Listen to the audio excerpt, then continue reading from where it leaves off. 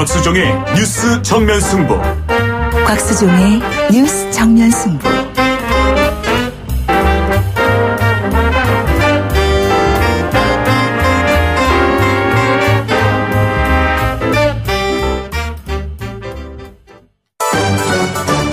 김작이 묻고 곽박이 경제로 답한다. 주파수 94.5 YTN 뉴스 FM 곽수종의 뉴스 정면 승부 3부 시작하겠습니다. 김 작가가 문을 엽니다. 네, 김 작가입니다. 얼마 전에 가족들이랑 외식을 하러 갔는데요. 네. 인건비가 올랐다고 음식값을 전보다 더 올려서 받는다고 하더라고요. 예. 최저임금 인상 때문인 것 같은데 인건비가 1,000원 정도 오른 게 왜 물가를 자극하는 건가요? 참 좋은 질문인데요. 우리나라의 최저임금이 오르게 되면 우리나라 산업 구조가 1차 산업, 농산물, 수산물, 그다음에 제조업이 2차 산업, 그다음에 3차 산업이 서비스업이잖아요. 음식 숙박료가 이 3차 산업에 포함이 돼요. 그리고 이제 주로 최저임금이 많이 오르면 우리나라가 3차 산업 중심으로 되어 있으니까 서비스업으로 많이 오르겠죠. 그다음에 서비스업 중에서도 영세 규모가 작은 개인이 하고 있는 자영업 쪽에 서비스업 쪽으로 최저임금이 많이 오르는 영향을 받을 겁니다. 이제 그렇게 되면 업주 입장에서는 7,530원이라고 하는 게 큰 부담이 될 수가 있겠다라고 생각이 하죠. 그러다 보니까 이제 물가 상승에 영향을 줄 수밖에 없다. 지난해 물가가 한 1.9%인데 그 안에서 서비스업 물가가 한 2.0% 정도 되거든요. 그러니까 서비스업 물가가 일반적으로 다른 물가 요인보다 더 빠르게 오르고 더 많이 오른다고 놓고 보면 앞으로 우리가 체감해야 될 물가 인상이 더 크게 느껴질 가능성이 높죠. 이제 그러다 보니까 자영업자나 많은 분들이 이제 물가 인상으로 끌고 갈 가능성이 높아 보이거든요. 제가 예로 간단히 말씀드릴게요. 지금 택시 운전하시는 분들 회사 택시 15만 원 정도 올랐어요. 그러니까 한 3만 원 정도 오른 것 같더라고요. 그런데 산업금이 그렇게 오르면서 개인 택시 기사분이 가져가는 임금 인상분이 13만 원 정도 돼요. 12만 원에서 13만 원. 그러면 그 차액이 2만 원에서 3만 원이 발생하잖아요. 그럼 이건 누가 가져갈 것 같아요? 이거는 업주가 가져가세요. 그러니까 최저임금이 올랐다고 해서 물가가 오르면 이게 고용자에게 돌아가기 때문에 그 물가가 오르는 게 아니라 건물주나 또는 사업주의 호주머니로 들어갈 가능성이 있다라는 것. 이게 보통 회사 택시가 한 80대 정도 있으니까 계산해 보시면 1년에 최저임금이 올랐다고 해서 업주, 택시회사, 사주가 챙길 수 있는 순수한 임금 상승분이 한 억 정도 돼요. 1억 정도. 그 정도로 최저임금이 가져다 줄 수 있는 파급 효과가 실제로 임금 노동자보다 업주에게 많을 수가 있다. 이거는 세금을 뚜렷하게 투명하게 하지 않으면 이번 최저임금의 어떤 기대치가 매우 물가 상승으로 고스란히 반영되면서 서민들 생활에는 어려움이 줄 수 있다. 이런 요인이 되겠죠. 지금 여러분께서는 경제학자 곽수종 교수가 진행하는 YTN 뉴스 FM 곽수종의 뉴스 정면 승부를 듣고 계십니다.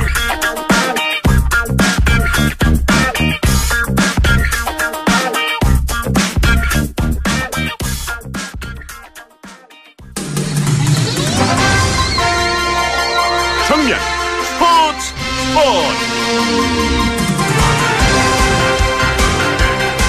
네, 오늘 하루 동안 있었던 스포츠 소식 정리해드리겠습니다. 중앙일보 박민 기자입니다. 안녕하십니까? 네, 안녕하세요. 북한의 동계올림픽 참전 선수가 8명에서 9명 정도인데 대규모 북한 방문단 얼마쯤 될까요? 네, 현재 일단 400명에서 500명 정도까지 방문단이 늘어날 것이라는 또 예측이 나오고 있는데요. 예. 일단 남북이 어제 고위급 회담에서 평창올림픽에 북한의 대규모 방문단을 파견하기로 했고요. 네. 선수단과 응원단, 여기 예술단과 태권도 시범단까지 보내기로 합의를 마쳤고요. 네. 역대 최대 규모의 방문단이 찾을 것이라는 전망도 나오고 있습니다. 태권도 시범단은 많이 봤기 때문에 별로 볼 거 없을 것 같은데 다 받아줬는 모양이네요. 오겠다는 사람들 그냥.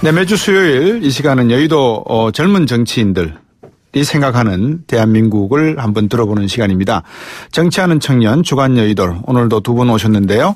더불어민주당 전국청년위 장경태 수석부위원장 그리고 바른정당의 이준석 노원병 당협위원장 두 분 오셨습니다. 안녕하십니까? 네, 안녕하세요. 날씨가 많이 춥죠?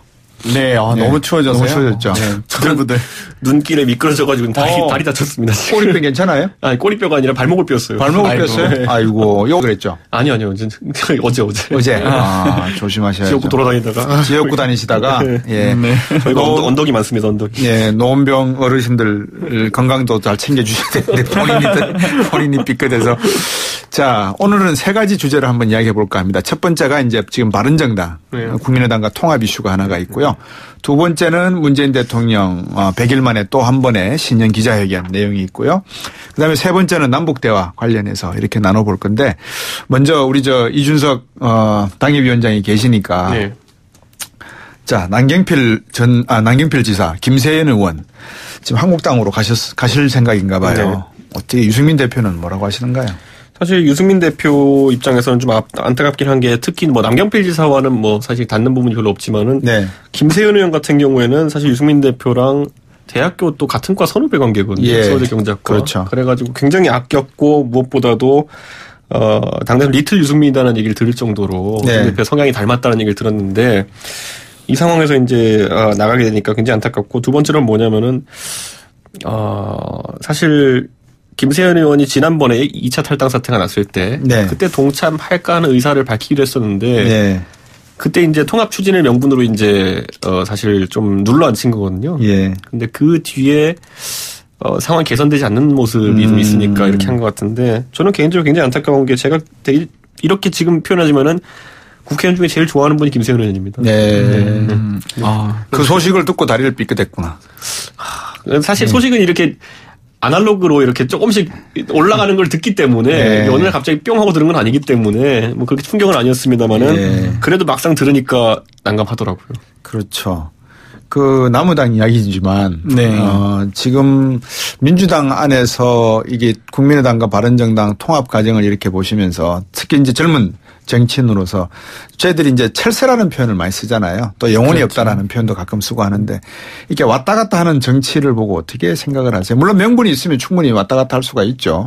네, 탈당을 할 때도 명분이 있을 수 있고, 당연히 복당을 할 때도 명분이 있을 수 있는데요. 명분 없이 왔다 갔다 너무 이익 관계만 하시는 분들, 이익에만 너무 집착하시는 정치인들은 아마도 국민들께서 쉽게 동의하실 수 없을 것 같고요. 특히 이번에 국민의당과 바른정당의 통합 같은 경우는 가치와 창당 정신이 다른 두 정당이거든요. 그리고 근본적인 철학이 다르면 어떤 세부적인 정책으로 들어갔을 경우에는 너무나 다른 차이점들 발견하게 될 텐데 정말 좀 저희가 더 걱정될 정도로 좀 통합 과정이 더 안타깝습니다. 그러다 보니까 이제 박지원 의원이 참 이분이 이런 말 했다는 게 저도 믿기지가 않은데 우리 정치 수준이 이 정도인가 싶을 정도로 이렇게 말씀하셨대요. 쭉정이끼리 합친 데를 알곡되겠나. 그러면 이분은 그동안에 쭉정이하고 정치해왔다는 소리 아니에요. 예? 근데 사실 제가 봤을 땐 국민의당에서 이제 사실 축정이와 알곡을 가르는 기준 자체가 제 생각에 이제 좀 원래 이 알곡이라는 것도 모아서 이제 그 포대에 담아놓으면은 너무 오래되면 또 못 먹는 쌀 되거든요. 그렇죠. 그렇기 때문에 좀 이제 새로운 어떤 쌀들로 이제 채워야 되는데 이런 쭉정이 관점으로는 제 생각이 안 될 것 같고 좀 세대 교체를 이루는 방향으로 이제 가게 된다면은 지금 당장 박지원 대표에게는 쭉정이로 보일 수 있겠지만은 사실 제가 봤을 때는 오히려 신선한 합당이 될 수 있다는 생각을 좀 하게 됩니다. 네. 어제 유승민 대표가 기자회견 하시면서 일간지하고 제 기획엔 경향신문 같은데 아직까지 우리는 합당할 준비가 되어 있지 않다. 국민의당이 정리를 하고 와야 된다. 이런 말씀을 하셨어요. 이거는 김세연 의원이나 이학재 의원의 탈당을 막기 위한 고육지책에서 나온 그냥 말씀이었을까요? 아니면 정말로 지금 국민의당과 합당할 생각이 아직까지는 없는 걸 의미하시는 걸까요? 실제로 유승민 대표는 한 번도 이 워딩에서 벗어난 적이 없는 게요. 저도 이제 유승민 대표랑 얘기할 때나 아니면 같은 회의 같은 데 들어가서 볼 때 명백한 게 뭐냐면요.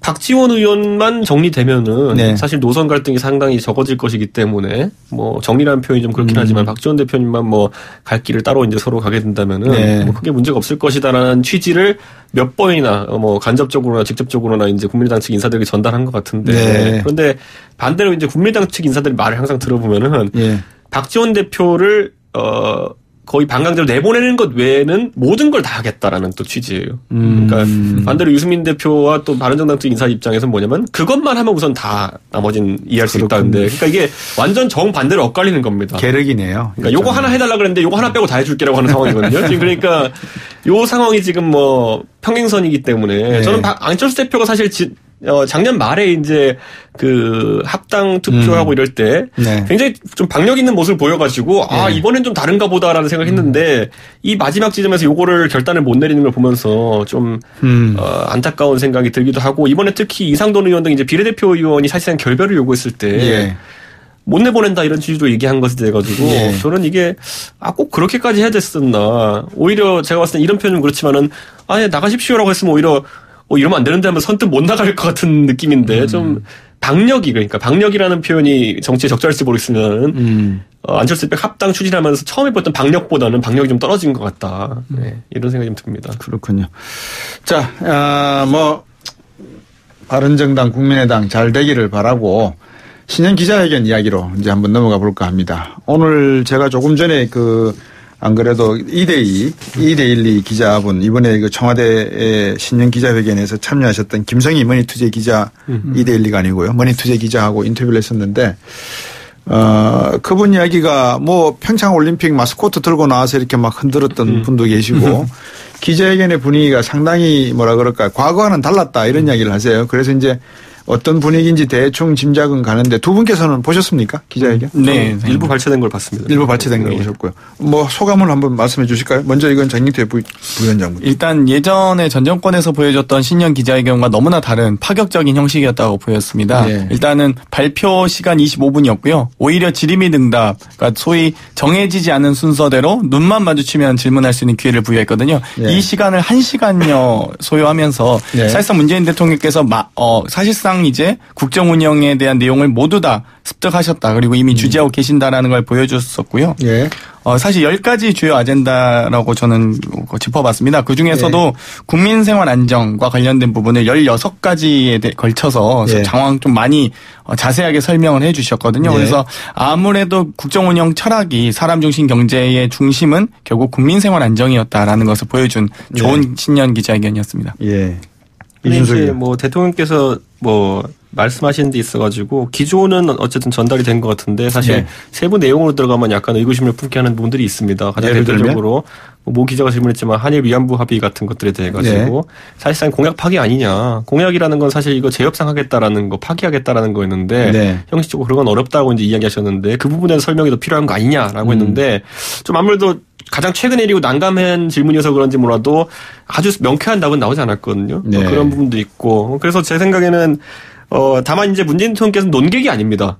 예, 논객이라면 그런 부분을 치밀하게 답할 수 있어야겠지만은 문재인 대통령께서는 좀 큰 틀에서 답을 하시는 거기 때문에 저는 그 정도는 괜찮다고 보고, 이 형식이 정착하게 되려면은 제 생각에는 아까 말했던 것처럼 적어도 현안에 대해서는, 가장 최근의 현안에 대해서는 아주 세밀한 답변을 좀 할 수 있어야 된다라는 생각이 들고, 경제 기조에 대해서도 이제 한 기자가 질문했지만은 결국 이제 신수종 산업 또 얘기가 나오잖아요. 그런 게 또 우리 여기 라디오에 보면 신수종 산업 얘기를 많이 하게 되는데 곽 박사님 때문에 그런지 모르겠는데 이 신수종 사업이 뭐냐라는 것에 대해 가지고도 사실 좀 두리뭉실한 답변이 나왔던 것 같고, 그래서 오히려 오늘은 잘 보면 적폐청산에 대한 질문 하나도 안 나오지 않았습니까? 그러니까 그렇다 보니까 결국 이제 기자들의 관심이라는 것도, 그리고 적폐청산이라는 거는 이제 완료형이 되어가고 이제 앞으로 이제 정책적인 면에 대해서 집중될 텐데, 그에 대해서 정부가 좀 비전을 많이 만들어야겠다는 생각을 좀 하게 됩니다.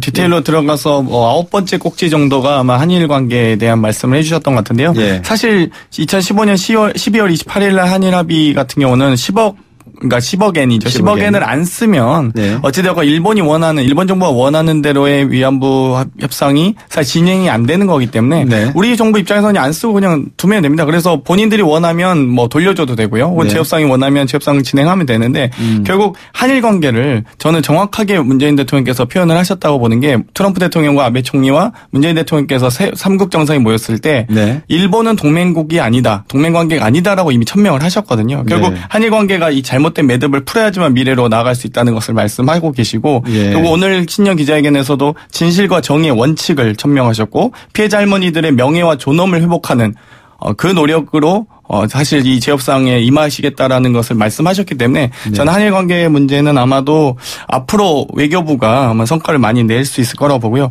두 번째, 사실 혁신성장 관련된 부분은 두 번째 꼭지에서 다루면서 자율주행차 실험도시라든지 2,000개 스마트 공장 보급에 대해서 언급을 하셨는데 저는 이 부분이 사실 이제 혁신성장과 재벌기업 국민안전으로 이어지는 이 두 번, 세 번째, 네 번째 꼭지 부분이 저는 분명히 이 다음 적폐청산 이후의 국가적 비전을 제시하는 어떤 발언이셨다 이렇게 평가하고 할 수 있겠습니다. 저는 이 부분에 대해서는 그런데 좀 잘 생각해 봐야 되는 게 과거에 박근혜 정부 2015년에 합의했을 때 위안부 합의에 대해서 반대하시는 분들의 주된 근거가 뭐였냐면은 피해자 할머니들이 원하지 않는 협상을 왜 하냐라는 거였거든요. 그런데 이번에도 보면은 문재인 정부의 이런 발표에 대해 가지고 이미 두 분의 할머니들이 이건 아주 잘못된 그 강경화 장관의 발표다라는 취지, 정부의 선택이다라는 얘기를 했거든요. 그럼 이것도 또 잘못된 거 아닙니까? 피해자 입장에서 본다면은 일방적 파기에 대해서 이제 외교부 입장을 좀 전달한 것을 피해자 할머니들의 눈높이에는 좀 맞지 않았을 그런 사정이 있었으면 과거엔 또 그런 합의를 할 수밖에 없는 사정이 있었겠죠, 외교부가. 그런데 지금 봤을 때 저는 결국에는 위안부 합의라는 거는 우리가 국민들한테 만족할 만한 걸 전달하기 상당히 어려운 부분이라는 걸 인지해야 됩니다. 가장 대표적인 게 뭐냐면은 지난번에 위안부 합의 2015년에 한 뒤로 지금까지 벌써 제가 알기로 4분인가 3분의 할머니가 돌아가셨어요. 이제 우리의 협상력이라는 표현이 좀 그렇지 모르겠지만 협상력 또는 일본에 대한 압박 수위라는 것은 시간이 지나가면 지나갈수록 이제 더 낮아지게 됩니다. 그러다 보니까 예를 들어 지금 만약에 파기한 다음에 더 나은 협정을 믿을 수 있는가에 대해 가지고 지금 정부도 자신이 없기 때문에 파기를 못하는 거 아니겠습니까? 그리고 뒤집어 말하면은 과거에 진보 정권이 집권했을 때 그때 10년도 더 전이 아닙니까? 더 많은 할머니들 생존해 계셨고 우리 협상이 있을 때인데 그 당시 김대중 정부 노무현 정부에서는 이 협의를 진행 안 했잖아요, 보면은. 협상 시도를 아예 하지 않았잖아요. 왜냐, 그건 어려운 협상이라는 걸 알기 때문입니다. 그렇기 때문에 저는 물론 박근혜 정부에서 있었던 합의에 대해 가지고 피해자 할머니들 입장에서 보면 당연히 잘못된 협상이죠. 그 정도밖에 못 받아냈으니까. 다만 이제 대선 과정에서 보였던 것처럼 우리가 가면 이걸 파기하고 더 나은 협상을 할 수 있다라는 취지의 이야기를 했던 거는 지금 좀 주워 담아야 되는 것이 아닌가라는 생각하는 게 저는 아주 그래서 강경화 장관이 한 말들이 옳다고 봐요. 현실적으로 봤을 때는. 지난번에 현실적으로 합의할 수 있었던 것만큼 현실적으로 합의 파기할 수 없는 것도 저는 다 이해합니다.